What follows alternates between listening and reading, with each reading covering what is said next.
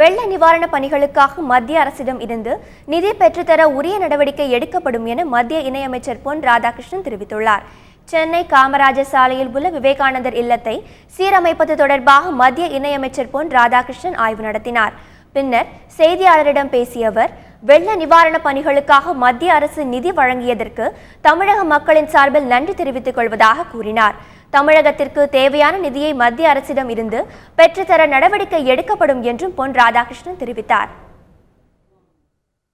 பிரதமர் நரேந்திர மோடி அவர்கள் 900க்கும் மேற்பட்ட கோடி ரூபாய்களை வழங்கியிருக்கின்றார்கள். முதல் நிலையிலே வழங்கியிருக்கின்றார்கள்.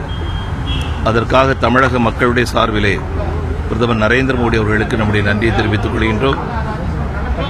மேலும் பாதிப்புகள் குறித்து ஆய்வு செய்து மேற்கொண்டு உதவ வேண்டிய விஷயங்கள் குறித்து நிச்சயமாக மத்திய அரசாங்கம் கவனம் கொடுக்கும் என்பதை தெரிவித்துக் கொள்கிறேன்.